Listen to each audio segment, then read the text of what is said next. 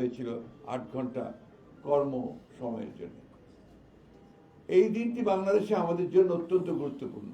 এই বর্তমান রাজনৈতিক প্রেক্ষিতে আপনারা জানেন যে দীর্ঘ 18 বছর 17 বছরের একটা দীর্ঘস্থায়ী ফ্যাসিস্টদের বিরুদ্ধে সংগ্রামকে লড়াই করে আমরা একটা ছাত্র গণ অভ্যুত্থানের মধ্য দিয়ে ফ্যাসিস্টদেরকে বিতাড়িত করতে সক্ষম হয়েছি এবং তারপরে প্রায় 1.5 বছর একটি অন্তর্বর্তীকালীন সরকারের তত্ত্বাবধানে থেকে আমরা একটা সম্পূর্ণ নিরপেক্ষ একটা নির্বাচনের মধ্য দিয়ে বাংলাদেশ জাতীয়তাবাদী দল রাষ্ট্র পরিচালনার দায়িত্ব পেয়েছেন আমাদের নেতা তারেক রহমান সাহেবের নেতৃত্বে তিনি প্রধানমন্ত্রী হয়েছেন।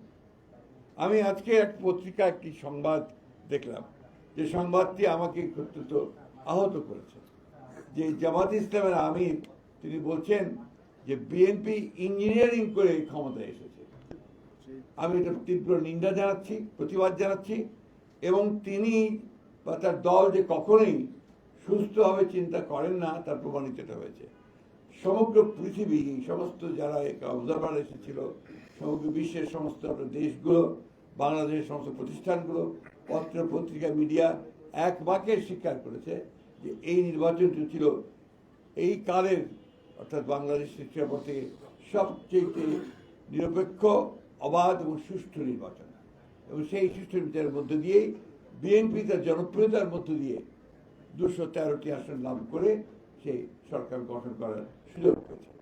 সুতরাং জামাতে ইসলামের আমিরের এই বক্তব্য আমি আবার আমার প্রত্যাখ্যান করছি, শুধু নয় নিন্দা জানাচ্ছি এবং ক্ষোভ প্রকাশ করছি। যাই হোক, যে কথা বলছিলাম যে আজকে বিভিন্নভাবে বিএনপির বিভিন্ন কর্মকাণ্ডের উপরে বিভিন্নভাবে আপনার প্রচেষ্টা চালানো হচ্ছে ওই শক্তিটির পক্ষ থেকেই একটা আবার ধূম্রজাল সৃষ্টি করা, আবার একটা বিভেদ সৃষ্টি করা। আমরা 5ই আগস্টের পরে যে সুযোগ পেয়েছি বাংলাদেশে গণতন্ত্রকে প্রাতিষ্ঠানিক রূপ দেওয়ার, সেই প্রচেষ্টাকে নষ্ট করে দেওয়া, সুযোগকে নষ্ট করা, আবার একটা ফ্যাসিস্ট শাসনের পায়তারা তারা করছে কিনা সেটা আমাদেরকে চিন্তা করতে হবে, দেশবাসীকে চিন্তা করতে হবে। ভিন্নভাবে দেশকে আবার স্বৈরাচারের মধ্যে তারা নিতে চায় কিনা সেটা আমাদেরকে চিন্তা করতে হবে। এবং তাদের যে অতীত ইতিহাস, সেই ইতিহাস আমরা সবাই খুব ভালো করে জানি। সেই কারণেই সমগ্র জাতি অত্যন্ত সচেতনভাবে তাদেরকে প্রত্যাখ্যান করেছে এবং আগামীতে যেন পুরোপুরি তাদেরকে নির্মূল করা যায় রাজনৈতিকভাবে, সেইভাবে আমাদেরকে কাজ করতে হবে। সেই কারণেই এই পয়লা মের যে সমাবেশটি এখানে অনুষ্ঠিত হবে আমাদের পার্টি অফিসের সামনে দুপুর 2টায়, না নামাজের পরেই এই সমাবেশে প্রধান অতিথি হিসেবে উপস্থিত থাকবেন আমাদের দলের চেয়ারম্যান এবং বর্তমানে বাংলাদেশের সবচাইতে জননন্দিত প্রধানমন্ত্রী জনাব তারেক রহমান। সুতরাং এই সভাটিকে সফল করার জন্যে আমরা দলের পক্ষ থেকে সর্বাত্মক প্রচেষ্টা গ্রহণ করেছি। বাংলাদেশের মানুষের কাছে আমাদের আবেদন থাকবে যে তারা এই দিবসটি যথাযথ মর্যাদার সঙ্গে পালন করবেন। প্রত্যেকটি ইউনিটের, আমাদের জেলা এবং উপজেলা ইউনিটগুলোতে একইভাবে নির্দেশ দেওয়া হয়েছে, তারাও সেইভাবে তারা এই দিবসটি পালন করবেন।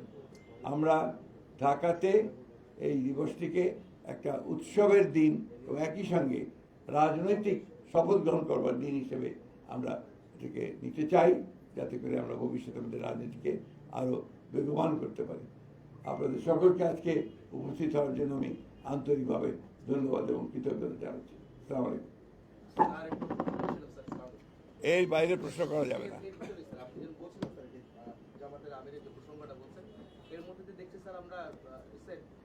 ছাত্র রাজনীতি বেশ একটু উত্তপ্ত হচ্ছে, বিভিন্ন শিক্ষা প্রতিষ্ঠানে নানা বিষয় নিয়ে কিছু প্রচারণা, প্রোপাগান্ডা, এইসব বিষয় নিয়ে আমরা দেখছি ফেসবুকে বেশ গরম। এই ধরনের বিভ্রান্তি বা গুজব ছড়িয়ে আসলে কারা আসলে এই আমি আগেও আপনাদের বলেছি, বেশ কয়েকবারই বলেছি যে বাংলাদেশের বড় সমস্যা হচ্ছে